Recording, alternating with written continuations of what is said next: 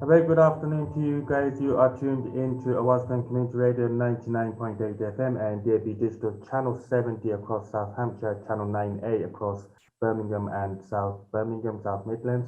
This is the Community Hour with me, your host Ali, here with you for the next hour or so. Now, we have a very special topic in the Community Hour today. It's a very sensitive topic. We have been through this many times before, but we are going through this topic again with in a little bit more detail. I have a very special guest with me here in the studio, talking to me via Zoom. Dalton Bradford, a very good afternoon to you. Good afternoon. Well, good evening from where I am. Thank you for having me. Okay, thank you. Right, so we are going to be talking today about faith and conversion therapy, why it's important, especially in the LGBTQ community. Can we start a little bit about yourself? Can you tell us a little bit about yourself? Yeah, definitely. So, yeah, my name is Dalton, and I'm currently residing in the UAE. I am a graduate in Middle Eastern Studies and Arabic. I'm very passionate about Middle Eastern culture, politics, etc., and languages. I was raised in a very conservative Christian context, and I still consider myself a very spiritual person, albeit not religious in the same sense as I might have been before.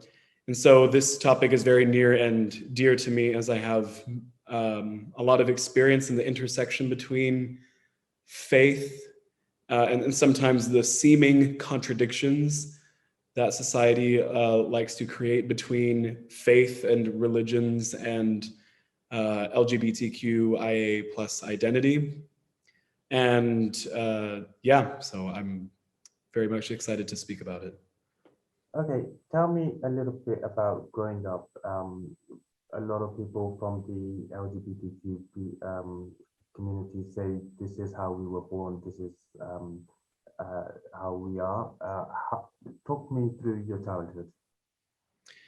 Yeah, I was raised in, well, I was born in Norway and then raised mostly in France. And sprinkled in between, there are a lot of different experiences abroad. My parents are both American, they're both born and raised in the United States. But our family has lived outside of the United States for my entire life. I've also lived in Germany, Singapore, Switzerland, and I was lucky enough to live in England for a couple of years where I met you for the first time.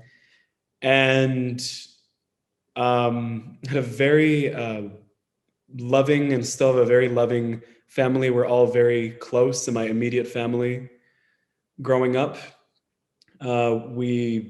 We've been there for each other through some very difficult times, as we've experienced a lot of loss. And I'm very grateful for the upbringing I've had.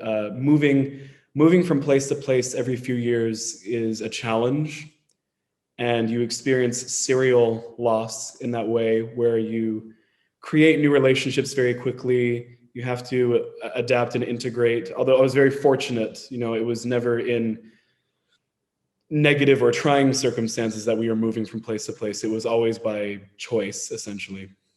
So I was very fortunate in that way.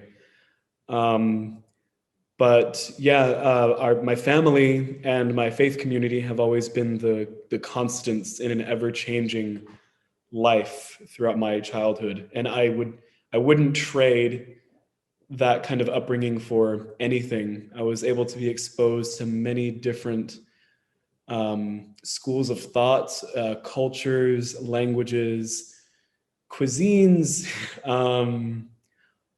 and just all sorts of beautiful, beautiful people. And it's given me a perspective that I can never let go of. I can never see things through just the lens of one nationality or one way of thinking. It's a big, wide world, and I was exposed to it very young and very early on. So I'm grateful to have that perspective stay with me till now.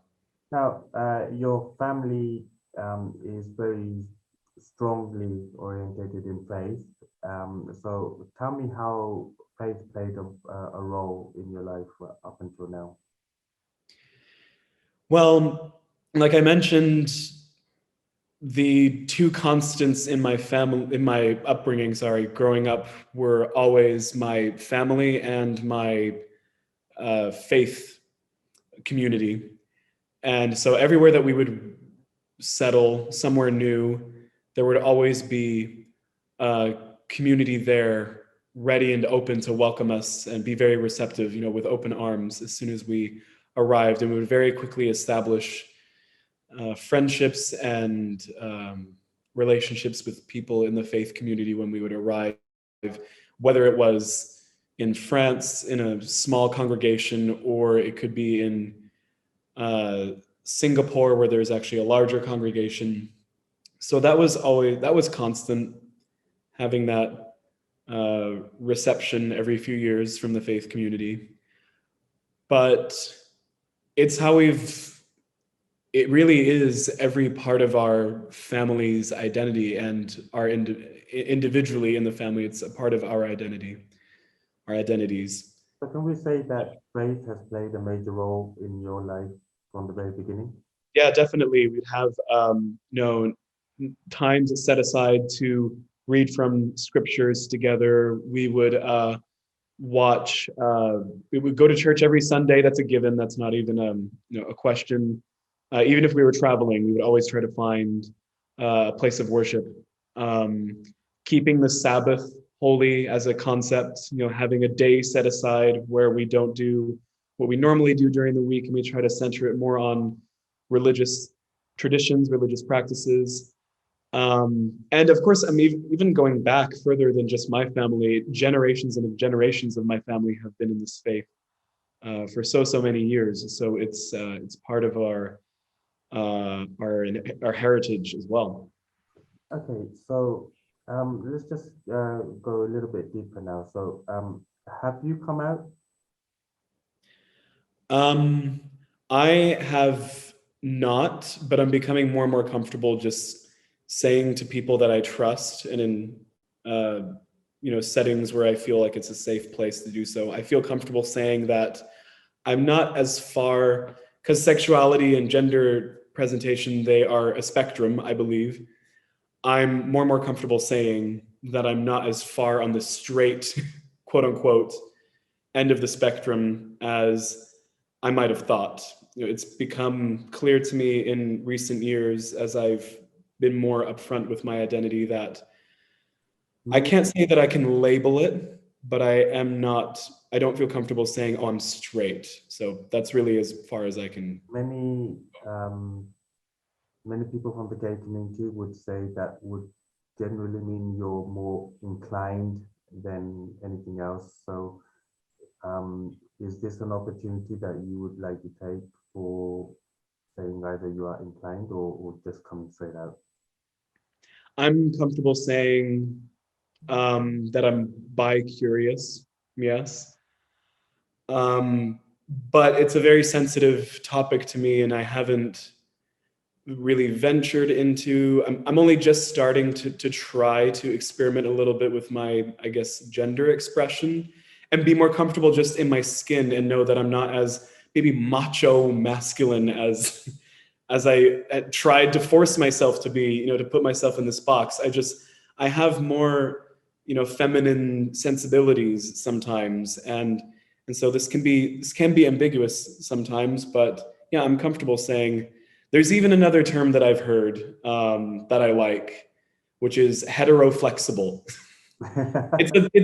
It's been said. I've heard it before, and there are all sorts of labels. But ultimately, because I believe it's a spectrum, I'm comfortable saying that I'm more inclined away from the straight end of the spectrum, and I could say that I'm bi-curious. Okay, so being, if I can use that term, being bi-curious, whilst, as you mentioned, whilst growing up, you was in different communities, different settings, different environments, different countries, but you're always connected to your faith in each time that you moved. Were there times that you found yourself not so comfortable in the surroundings? Yeah, definitely.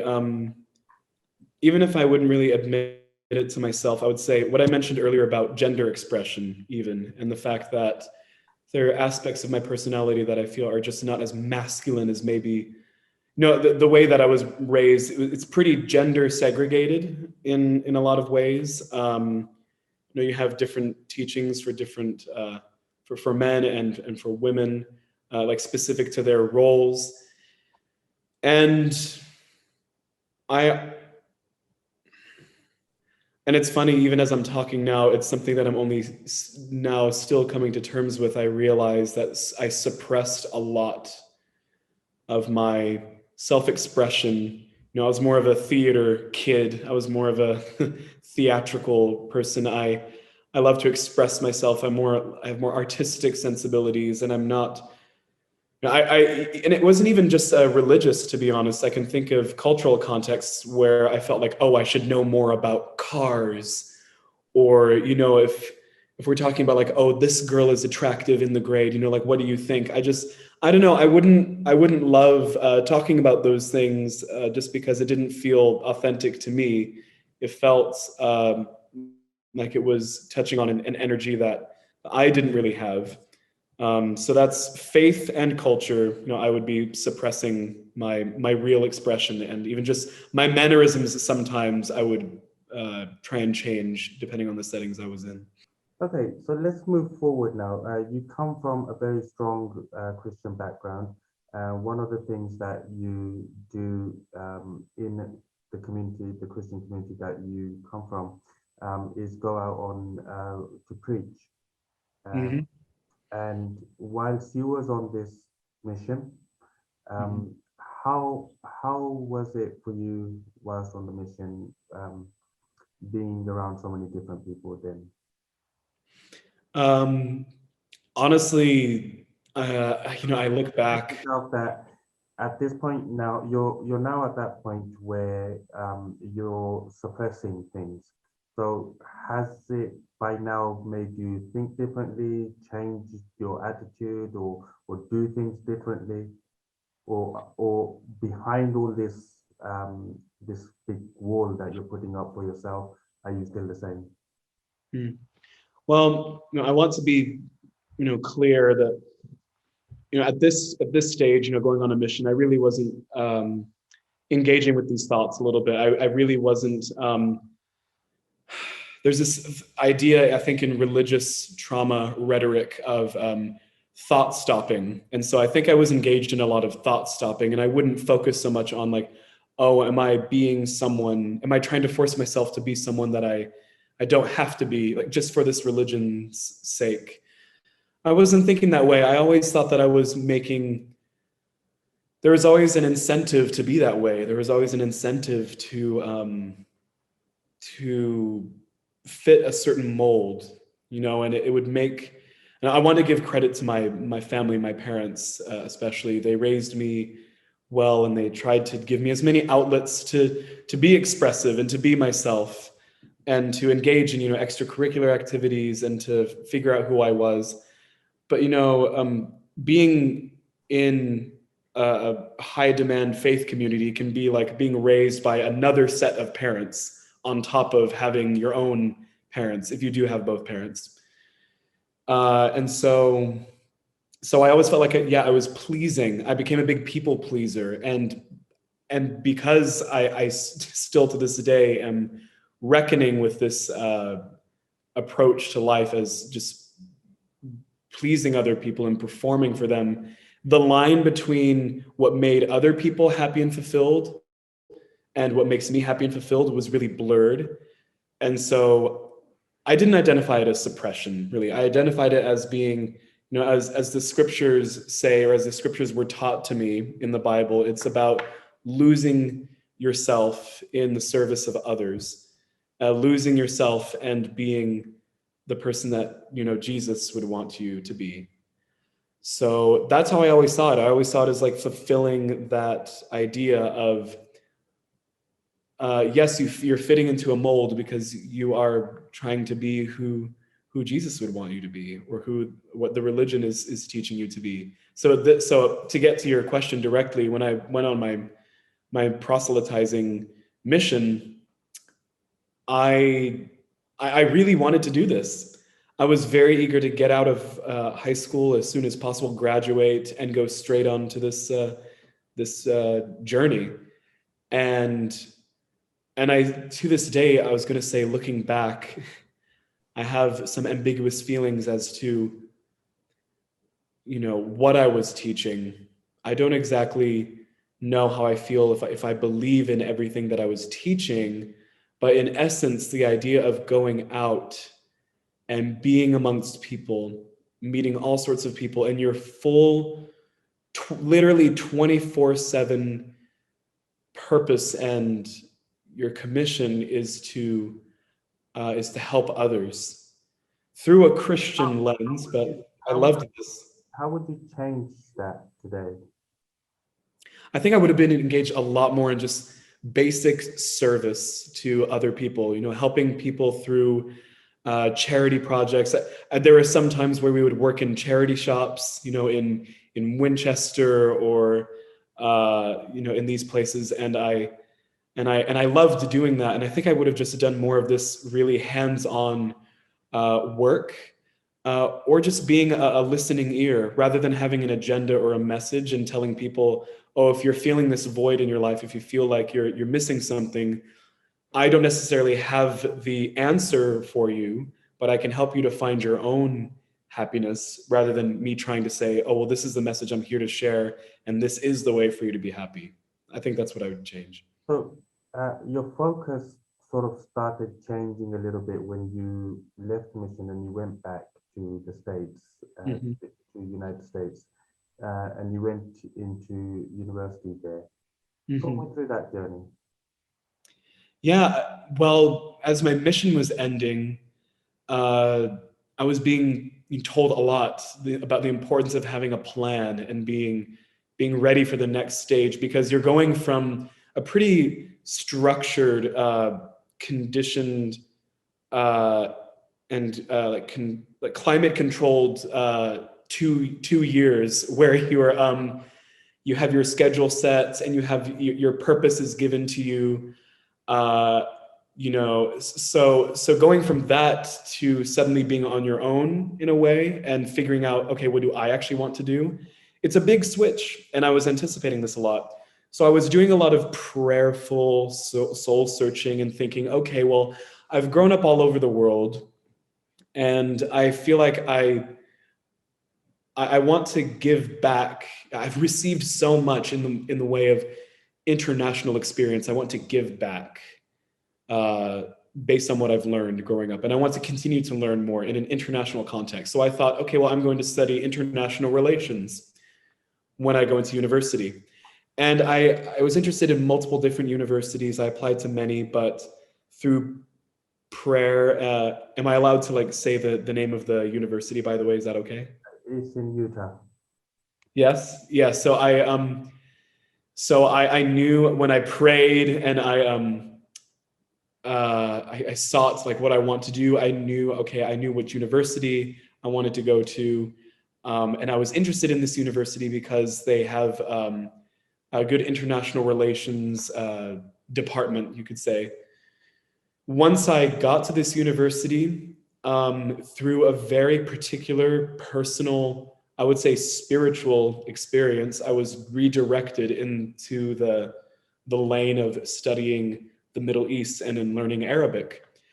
And aside from going on my mission, making this choice to study this at university is the single most influential choice I've ever made in my life. If I hadn't made that choice, I wouldn't be here right now where I am.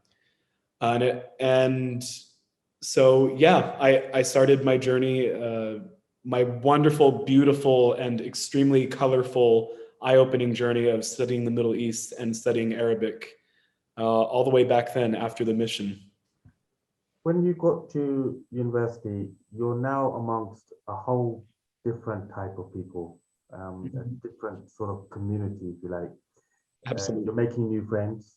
Mhm. You're meeting up maybe with some old friends Mm. who might not have been with you when you was abroad. Um, what sort of friends did you come across, and how did that sort of relationship develop? Hmm. It's funny because it was actually, because I've moved so much, it was actually the biggest culture shock that I ever experienced, was going to this university in this community in Utah, because I was suddenly surrounded by so many people of the same, I thought, and this was part of my objective in going to this university, into this town, in this state, was I would suddenly be surrounded by people who I thought had the same religious views. And I thought, wow, I've never experienced that in my life. I'll experience something new. And so that was a big shock, to suddenly go from someone who the majority of my friends were outside of the religious context I was raised in, to suddenly the majority are. How did that Uh, have an impact on you? I mean, did that make you change your own views, for example? yes, but not in the way that I expected. Um, so I really felt that, especially coming off of a mission and being so saturated with this way of living, I've really adopted, diving into, scripture and living my religious principles in the most practical daily ways possible every hour of the day. And I would be able to integrate this and still keep it as I went to this university. I thought that, yeah, after the mission, this would be the perfect experience for me. And I can continue to keep up the habits that I developed as a missionary. But I also knew, back when I had been accepted to this university, and this is actually before my mission. So I got my acceptance to this university before, and then I deferred to go on a mission. Mhm. So all the way back then, when I was younger, when I was 18, I knew that politically it would be a very different kind of environment. I always, at least in my family, we've been more progressive, you could say, in our views. And I knew that I would be around more conservative minded, Republican people. And I would just have to be prepared for that, to just hear out people with different political views. But the lines between politics and religion seemed very blurry. And what changed my views, what actually I think made me more progressive or more liberal, sometimes even more radicalized to the left, I would say sometimes, was the fact that I would see people justify certain views that I could never get behind, such as the marginalization of LGBTQ people. People would use religion, the same religion, allegedly, to back up those views. Or mind you, I'm also moving to the United States and moving to Utah, a red state, during the 2016 election. And this also had a big impact on me. And the next 4 years after that, seeing the climate had a big impact on me. So I think seeing people justify these views of anti-immigration, anti-refugee, or xenophobia, or again, I'm not trying to lump everyone who's conservative into one box. That's absolutely not what I wish to do. However, I would see people back up these views that I simply could not abide by, using the same religious principles that I had been brought up with. And it really made me critically examine my faith a little bit more. And this maybe sometimes people can use, at the end of the day, it's like a cafeteria. People can pick and choose different beliefs to justify, what fits with their worldview and their ideology. But it made me So that, more liberal, actually, in my faith. Right there. So whilst you're now in this community, you've met Yeah. new friends, some of who are from the LGBTQ community. Um, did you meet them because they identified themselves as somebody from there, or they just told you um, uh, in person? Hmm. Well, it was a little bit of both, actually. I more and more I started to, because I was seeing active, marginalization, and hearing some really hurtful and damaging things towards the LGBTQ community on campus. And again, this is not everyone, this is not everywhere, but I would come across it often enough that I would feel the need to go to spaces where people were trying to be safe and just trying to be open. You know, there are off-campus groups for LGBTQ students. Sometimes even just with the interests that I had, in the major that I was in the Middle Eastern Studies major, it also generally tends to be a more liberal major. I'm not trying to lump LGBTQ plus with like politics or like liberal, but there would be more people who would be open in talking about these things within that major, because it's a very nuanced, pretty like academically rigorous, and like it's pretty heavy on the critical thinking side. And so I would hear people talk about it. But more and more, in private, like I couldn't orchestrate any of these things, any of these occurrences, but I would either be in a position where a friend of mine would come out to me privately, and this happened more and more, like close friends of mine, or, you know, I had the massive privilege of being able to actually teach certain classes on campus, you know, like Arabic courses, as I developed my language skills more and more. And it just so happened in some of these courses, I would, you know, be working closely with students, and the topic would come up, and, you know, they would come out to me. Or sometimes I made it a point, because I was a teacher and I was sometimes, you know, in control of the class, I would share messages that were affirming. You know, I remember showing, for example, a video by Human Rights Watch, I think, about LGBTQ plus individuals in the Middle East, North Africa, or the Southwest Asia, North Africa region. And because I would share things like that in class, sometimes a student would come up to me afterwards and say, "Hey, thank you. It means so much for you to share something like that in class." They would just say this to me in privacy. And they would say, you know, because I am, you know, part of this community, or I'm figuring myself out. So it's, you know, I'm struggling, and it's wonderful to hear this in a classroom. Yeah, so then along comes the university and brings out some rules which you were not too comfortable with. Tell us about those rules. Right. Yeah. So at the university, you pledge to live by not just certain standards as a student, you know, the traditional ones of not plagiarizing and academic honesty, et cetera. But in addition to that, because it is a private religious institution, you promise, whether or not you are a member and you observe like the tenets of this faith, even if you're not a member, you promise to abide by certain rules that are part of the religion.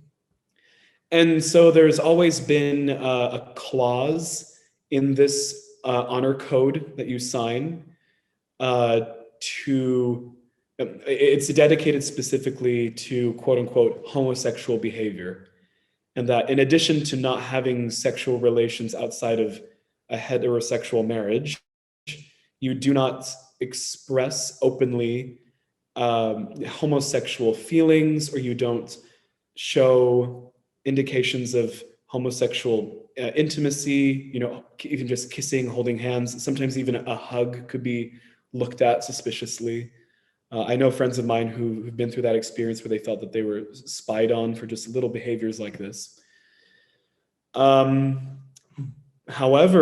in 2020, it seemed for a moment, through a bit of a fiasco of an experience, it seemed like the university was going to rescind these rules and actually make it okay for students to, you know, gay students to date one another, just to date, or just to hug or kiss, nothing beyond that, nothing that would violate any other university or religious standards per se. But then that was quickly, I guess you could say, quote unquote, clarified.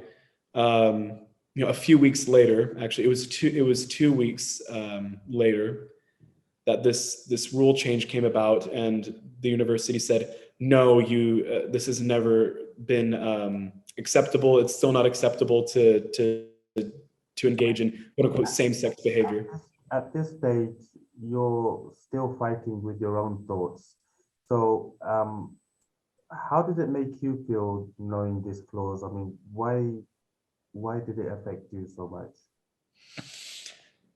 If I'm truly honest, even at this stage, I'm not so much engaging with these thoughts. I'd always told people when I'm talking about this topic, because it's something that I've become increasingly passionate about, people would notice that I'm passionate about it and they would say, oh, well, do you care about this because you're gay or something? And even well-meaning people on both sides, people who are pro or anti-gay would ask these questions alike.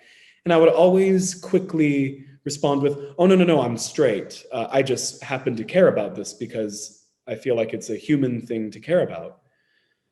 So I never centered myself in that scenario, or I never put myself in the equation in that way. The reason why I really felt like I cared about it at the time was because I was just seeing more and more people, losing their mental well-being, and in several cases actually losing their lives to the intense dissonance and the pain and the policies and the rhetoric that were thrown around. And so I cared because it felt like a matter of life and death in the literal sense. That's why I said that I cared. And it wasn't until later that I started to really see how maybe I might have a personal stake in this whole issue. We mentioned earlier that there was uh, times when the church that owned this university would help with therapy. We would call it conversion therapy, but they would say change your mind therapy, if I could use that word loosely. Mm-hmm. Or they would just deny that this practice existed, actually.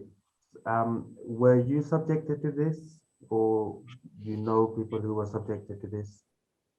I personally never was subjected to this. I never had that misfortune, but I knew of a couple of friends, and these aren't just mere acquaintances, but these are friends who I know and whom I trust, and I heard their full stories described to me,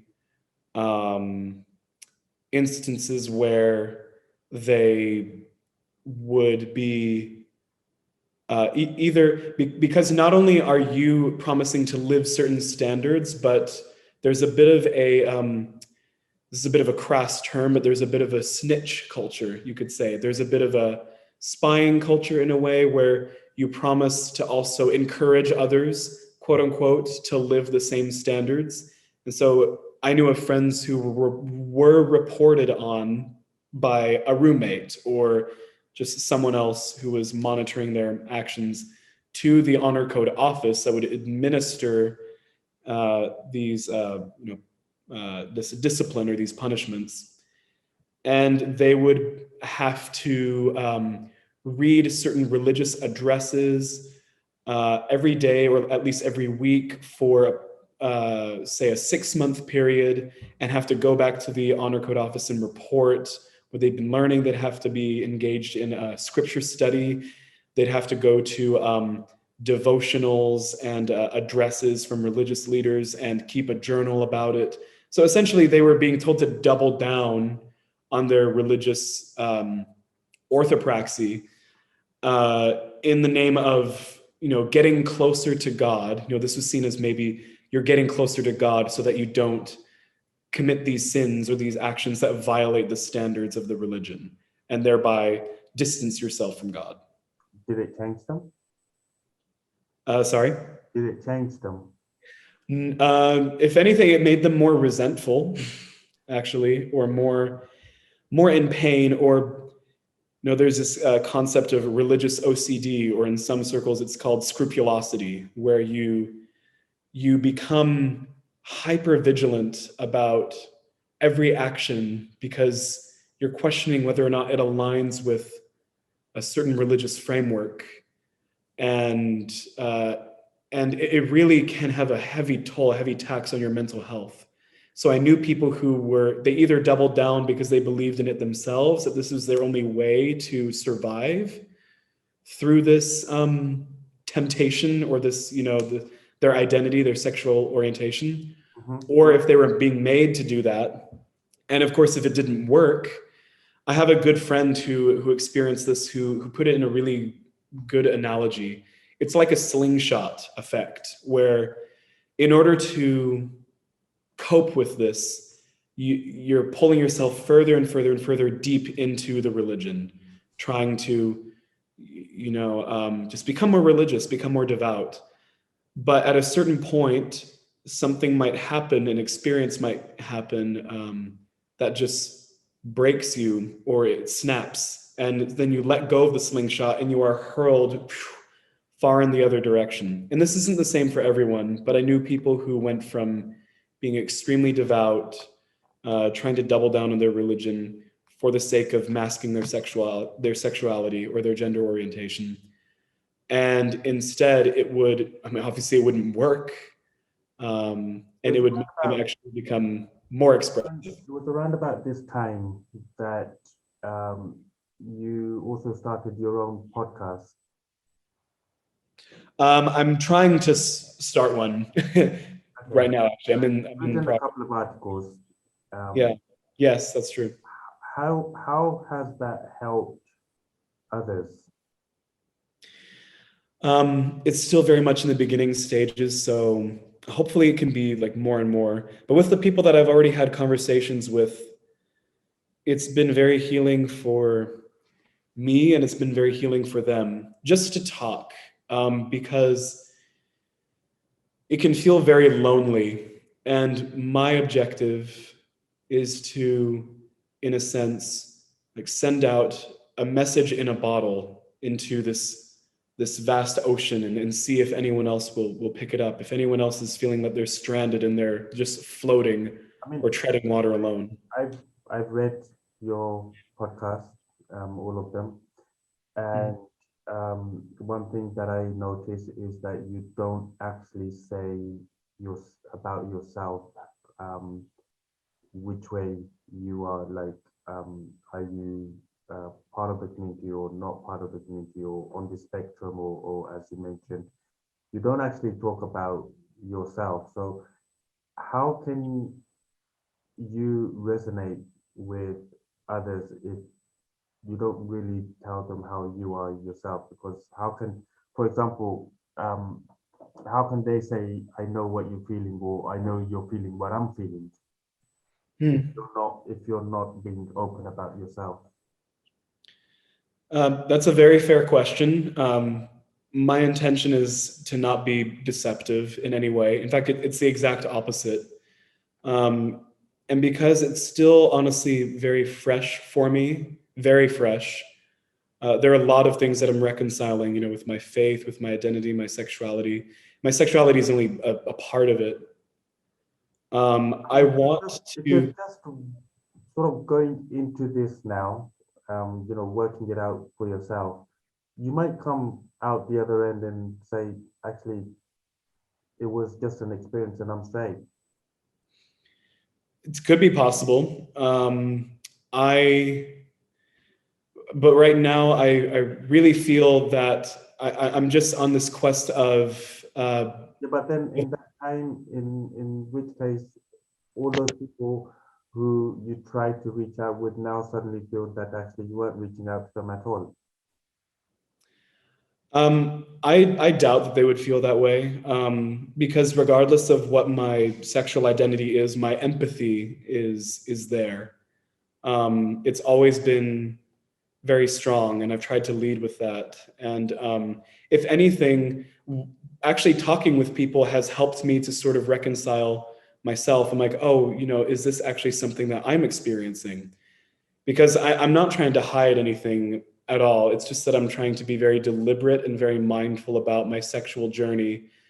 And yeah, just my identity in general. I know that I'm not comfortable with just the label straight or heterosexual for myself, because that doesn't speak to the personal experiences that I've had. However, I can't say that I'm comfortable with any label either. And so there are a couple of things going on. Number one, because I do believe that sexuality, and it's not just a belief, but this is backed up by plenty of academic findings, because sexuality and gender expression are on a spectrum, I think it's very natural and very normal to say, yeah, I'm a human being, I'm a person, I'm on the spectrum, just like you might be or someone else might be in some capacity. So I'm not going with any label here because I think it's just part of human experience that we're on the spectrum somewhere. So there's that going on, but there's also the fact that I have very personal reasons for just being very careful and very mindful. And I want to make sure that I just want to make sure that I'm not being forced into admitting anything, or I'm not being made to admit that I'm something that I'm not. You know, it's something that I've been figuring out. And I actually, again, I've benefited from speaking with people who are within the community. I've had private conversations with some people where I've said, no, this is something that I am trying to figure out myself. And I don't know whether or not I can confidently say, you know, I identify as a member of the community or not. And everyone has said so far, they've been very empathetic and said, yeah, well, we're all on that journey. And as you come to figure it out yourself, just know that wherever you end up, if you feel like you want to say you identify as part of the community, then the community is welcoming you and is very open to you. So I feel that I want to really respect that space, not violate it. I think I also just for a long time wanted to advertise a little bit myself as someone. I wanted to present myself as someone who cared about this, not just because of my sexuality, but just because I'm a human being and because I care. Going back to the rules at the university, you part of your podcast was to tackle some of the inequalities that were happening at the time. How has it made a difference to any of that, or has it? Well, when I set out to One thing I can say is based on the comments that had been coming up after the articles that you wrote, there was one thing that you did achieve was you got more people talking. yeah, definitely, yeah. Some of them were very against what you were saying, and some very for against, very understanding. But did it actually change anything at the university? Short answer, no. And I don't expect that it would. Okay. And I'm very upfront about this. It's an institution, and to create systemic institutional, to cause systemic institutional change takes a lot of time and a lot of pressure and a lot of voices and a lot of conflicting interests as well. While at the university, I was under the impression actually that when it seemed that, for example, that gay students were being allowed to date, I saw this as an example of, oh, so I've helped make a difference in my own small way. But then when I found that that wasn't the case, I'd say that made me a little bit cynical, jaded at the time. But I don't want to be just that. I just try to be realistic and say, you know, I'm not speaking about this to set out to create large institutional change, especially as I think I'm speaking more and more from an outside perspective, especially as someone who's no longer at the university. But at the very least, I just hope this is very healing for me. I'm doing this for myself, I would say, first and foremost, if I'm being totally honest, because it is healing to unpack these things and to write them and then to share them. And if it just so happens that it, like you said, it creates more conversation, more dialogue, great. If it does help someone, then great. But I'm not trying to achieve a certain goal or achieve a certain agenda. You know, that's a loaded word. People talk about the gay agenda. I'm not trying to fulfill any sort of agenda or mission here. I'm just trying to speak because my story matters and other people's stories matter. And if those cause someone to talk more and maybe examine it more critically, what's going on, then great. But I'm not in the outcome department. I'm just in the action department, if that makes sense. You've now left the university. Yeah, I graduated last year.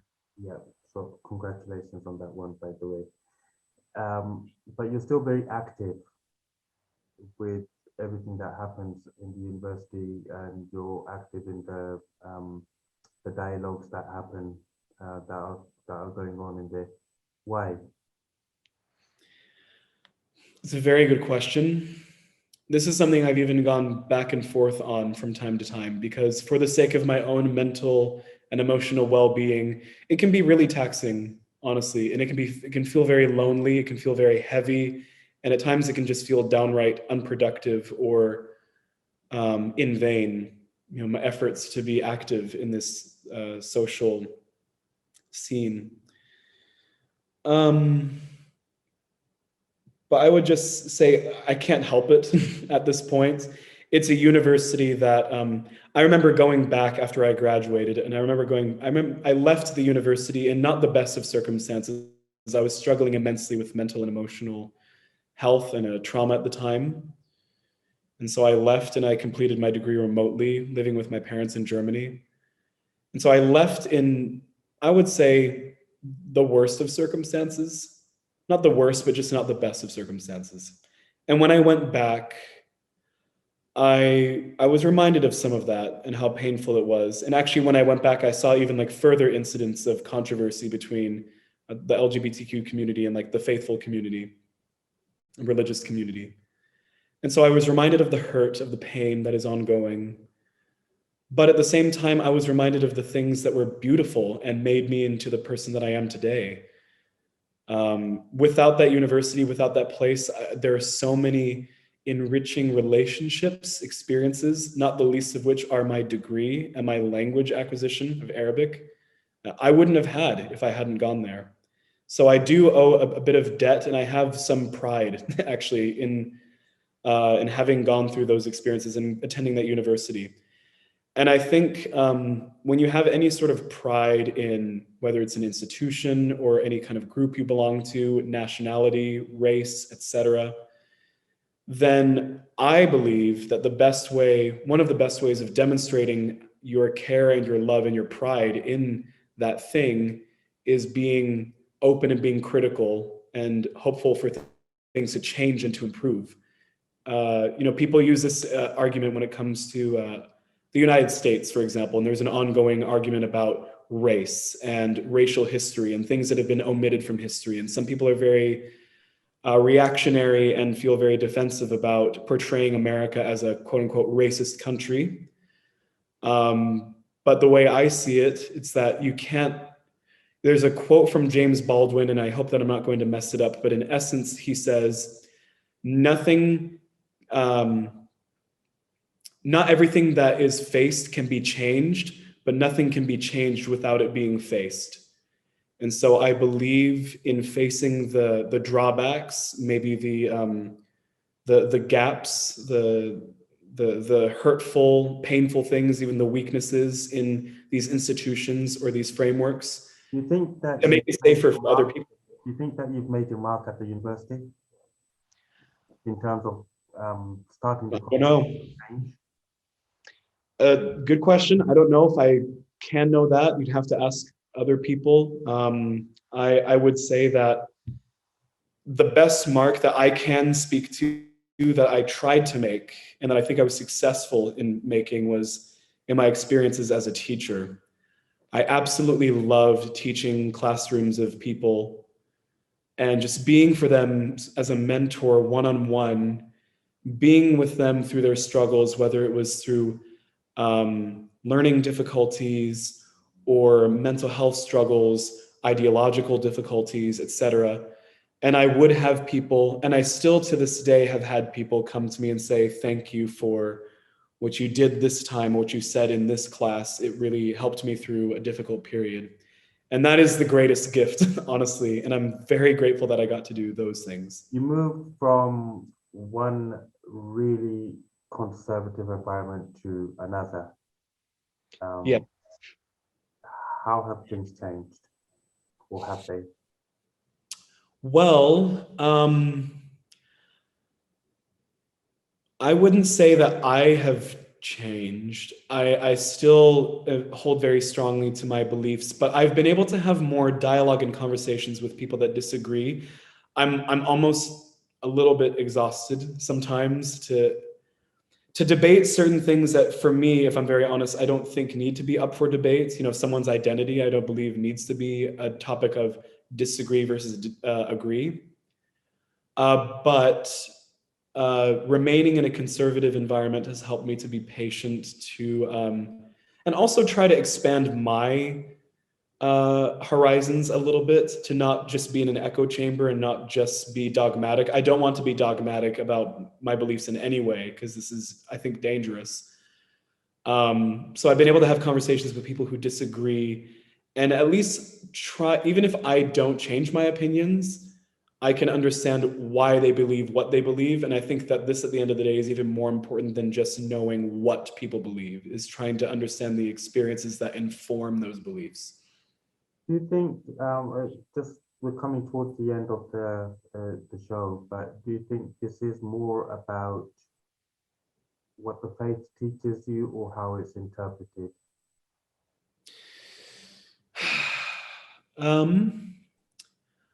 I think it's a little bit of both. I would say that at the end of the day, who can really say ultimately, and this might be a bit of a controversial opinion towards any religious context, who is to really say what the faith teaches versus what people believe that it teaches? Because every single individual person has their own interpretation. Even someone who has gone to a Bible college or has gone to Al-Azhar University and become a religious scholar, any mufti, any rabbi, any religious authority, at the end of the day, still brings their own subjectivity into the equation. So I do believe that it comes down to what people interpret.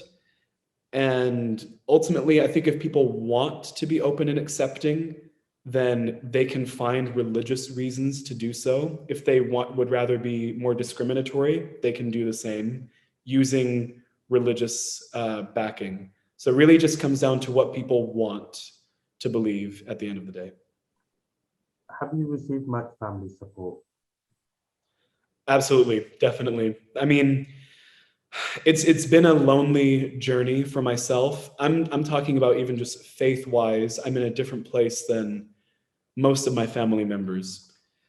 And inevitably, and anyone who's listening who might be able to relate, going through that journey can be very isolating when you're going through a transition period in your life where you're figuring out what you believe, your religion or not religion, maybe just your ideologies or your sexual identity, etc. It can be it has to be a lonely road because it's individual. But I've been very lucky to have a supportive family, even if there are things that we differ on and we reach different conclusions. I can only say that I'm grateful for the space that they've given me to have some freedom, because it's not the same for everyone. I'm very fortunate in that regard. Not everyone gets that much freedom or acceptance from even their family members. If you were to talk today to religious leaders, specifically of Christian faith, seeing as this is the topic that we're doing today, what would you say to help them to understand or accept? I would say, I think the most important thing is to listen to people's stories. I think more important than just trying to, I think that there is a false dichotomy that people create sometimes between like ensuring the survival and the future of a religion versus ensuring the survival of people. And sometimes people put these at odds, that, for the sake of the religion, we need to hold to these standards. And these standards say that, we don't believe in gay marriage, or we don't believe in homosexual behavior, etc. But I would say, what is a religion? What is anything without the people that make it up? And so I would say embrace the diversity of experience, and to not be afraid of, I want to come from a sympathetic direction as someone who has grown up religious. I would say to not be afraid of the religious institutions dying. There are a lot of people who are LGBTQ who are also very religious, and they find ways of being very affirming of their identity with their religion, or using their religion to help others who are within the community. very beautiful as a practice. So I would say it doesn't have to be either or, black and white. No, I think it's important to ensure that people stay alive and stay healthy and can show up as they are, and that will ensure the survival of the religion and of the people at the same time. In 5 years' time, where do you see all this? Good question. I have no real idea, who can say, but at the same time, this topic and people are not going anywhere. There will always be people who are within the LGBTQ plus community who are born into this world as they are, or who come to that discovery later on in life. And so there is no choice that I see other than to adapt and to compromise a little bit and to make sure that there is space for everyone. I think the institutions and the religions and the groups in general that allow for all different kinds of people in their diversity to exist simply, those are the ones that will carry on. Otherwise, they will inevitably have to, I think, fall away, which is not necessarily something that we want to see. Dalton, is there anything else you'd like to add? Just thank you for giving me this opportunity to share. I think it's very important to have platforms like this where people can just share their personal experience, and hopefully anyone who's out there who's listening can feel empowered to do the same. Dalton Bradford, thank you so much for being on the Community Hour today. And you have been listening to the Community Hour on Awaz FM Community Radio 99.8 FM. This program is on our podcast as well as being repeated on the Community Hour.